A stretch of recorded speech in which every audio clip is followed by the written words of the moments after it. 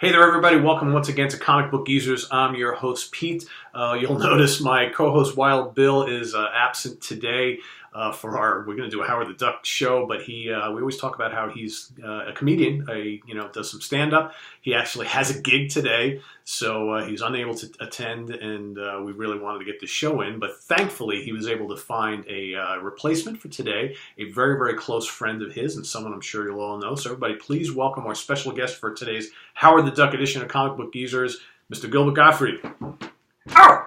Oh, thank you very much, Peter. How's it going? Pleasure to meet you. Hello, Meet you. comic book fans. It's me, Gilbert Gottfried. Oh, it's a pleasure to be here. Thank you very much. Thank you so much. So I love comic books, don't you?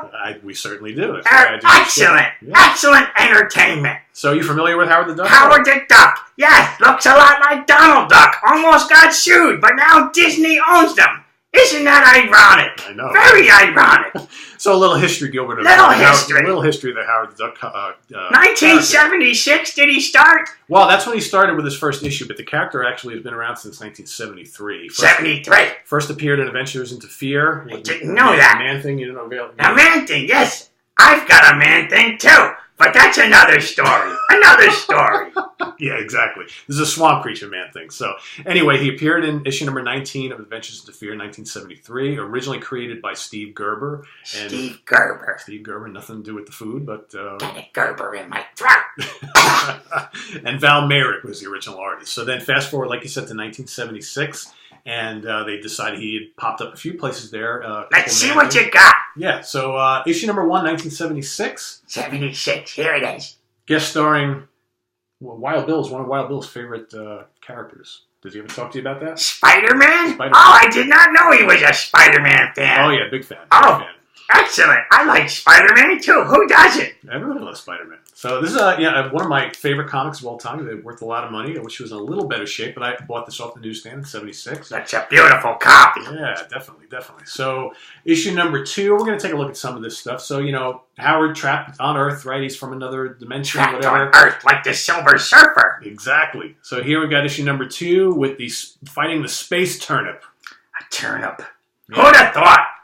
With rays coming out of his eyes, right? It's burning effect. Yes, exactly. Hurts my eyes.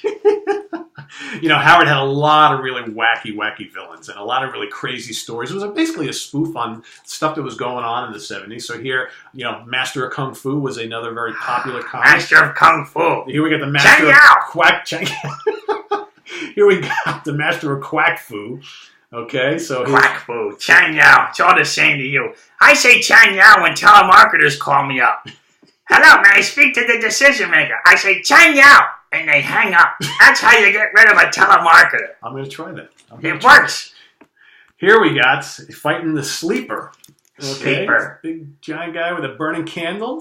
Pretty cool. Right? It's pretty neat. So by this time, Frank Brunner had actually taken over as the artist on the early Howard the Duck issues. But then that didn't last too long because then... He was no good. Well, he was very good. But who came in? Gene Colan. Oh, Gene Colan. Daredevil and... Tomb of Dracula. Oh, you're up on your Marvel stuff, right? So here we got some Gene Colan art. Right? Very nice. Okay, as Howard gets into wrestling. Looks like a mismatch.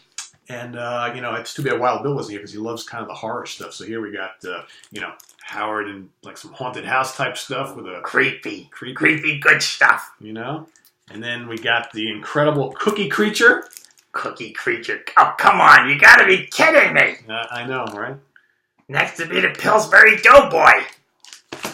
So, 1976, what was going on in 76 going into 77? The presidential election, right? The anniversary of the country. So here, Howard running for president.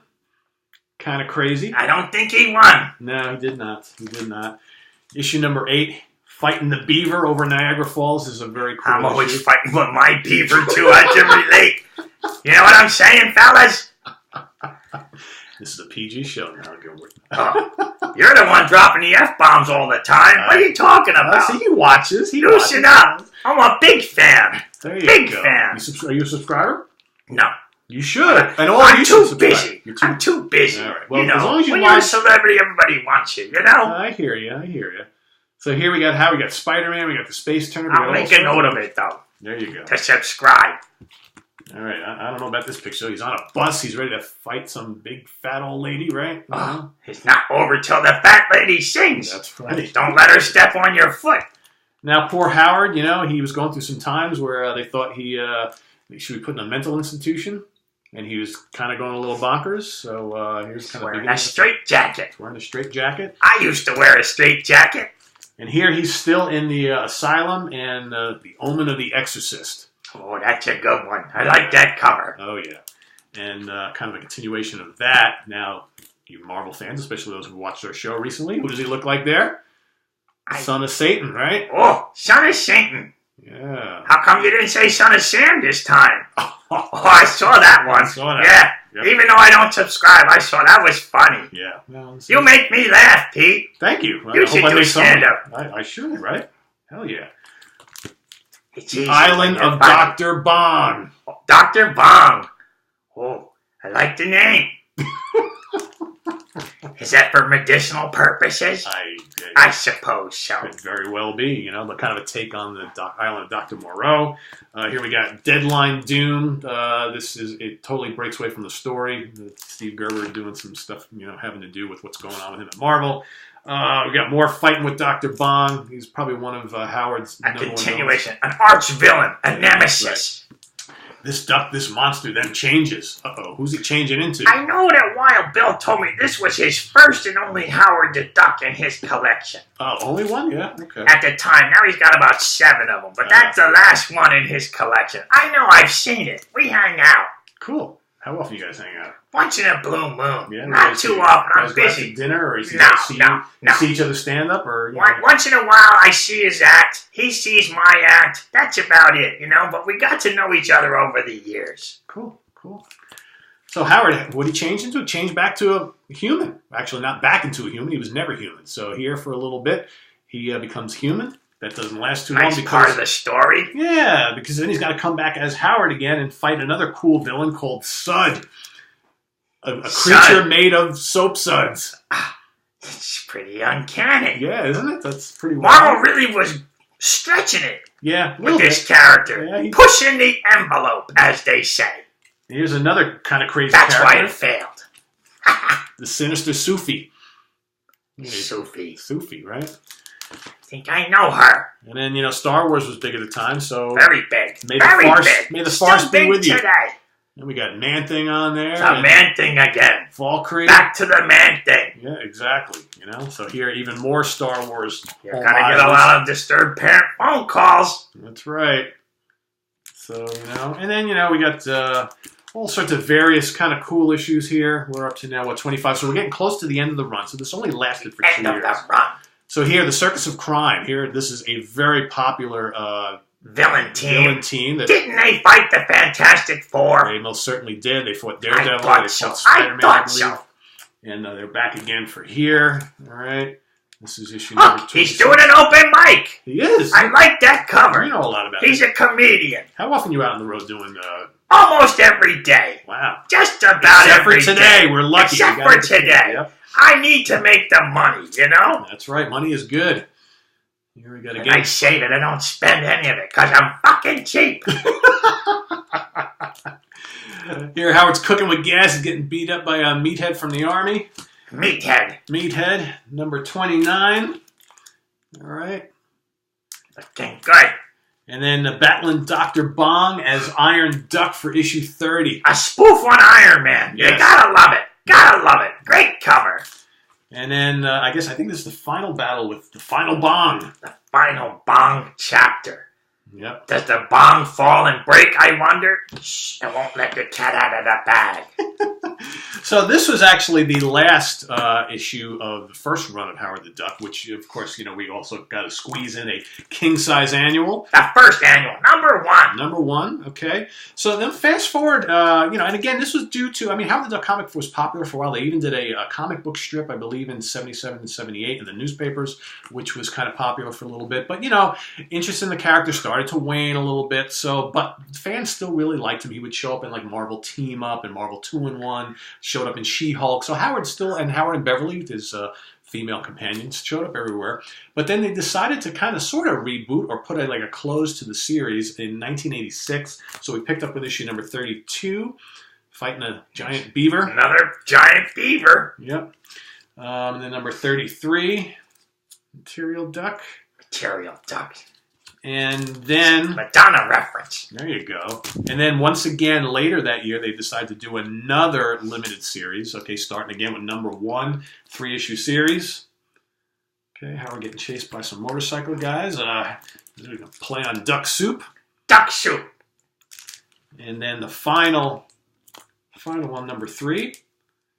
Okay. Look at his black eye. That's right. I like it. He's been fighting. He's getting his ass kicked. So, in the middle of all this, okay, they decided, Hollywood decided to kind of jump on the Howard the Duck bandwagon. So they, I believe this was George Lucas, made this film, okay, which was kind of a disaster. I liked it. Isn't this the first Marvel Comics movie? It first character? Absolutely is. So I dig it. It's silly as hell, but you know what? It's kind of fun. God awful. Horrible. Horrible. So, what else we got here? And I don't know what year this is, but here's a little Howard the Duck holiday special where he's fighting Santa Claus on the front. Okay. Happy holidays. Fighting Santa Claus. Fighting Santa Claus. And that's not the Christmas spirit. No, it's not. But, that's Howard. He's fighting everybody. He's a scrapper.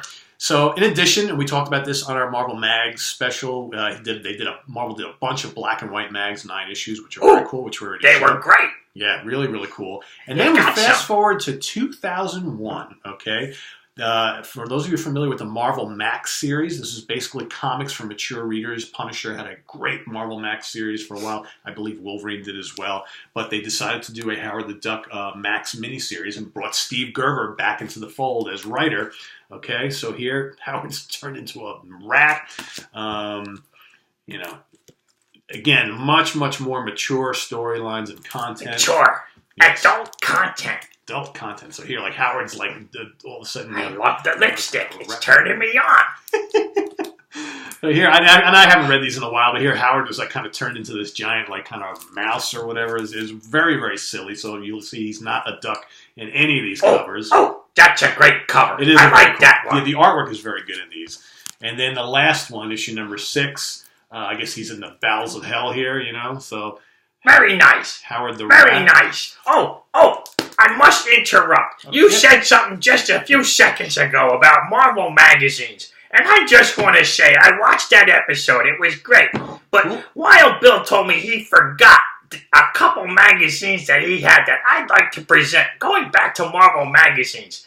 This is called Epic Magazine, which this one came out in 1980. This is issue number 3.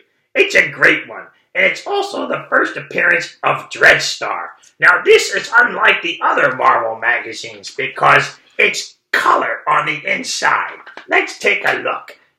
If I can find a good page as an example, that would be great. Yep. Great artwork on the inside. Check it out. That's very cool. It's like a comic book in a magazine format. How do you like that? Gotta love it. This is issue number 4. This is, again, like a comic book on the inside. I like the fact that it's not all black and white. Again, I want to show you this one. Now, that one's not Marvel, though. It's not a Marvel magazine, but it is a magazine comic book. Sure. Heavy Metal was very popular. I brought this one in just to show you, because I like heavy metal. I don't like heavy metal music, because it hurts my ears. And I'm Gilbert Gottfried, saying goodbye from Comic Book Geezers. I gotta go, Pete. Thanks for having me over. It's been fun. Thanks, everybody, and thanks for watching.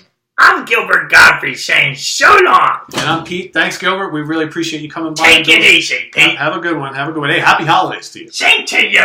Thank you. So, everybody, that's it for today. I hope you enjoyed our Howard the Duck special with guest Gilbert Gottfried. Wild Bill should be here next time. We've got another edition of Hulk, classic Hulk comics, and we've got a special Moon Knight episode coming up. So, till then, take care. I'm Pete. See you next time.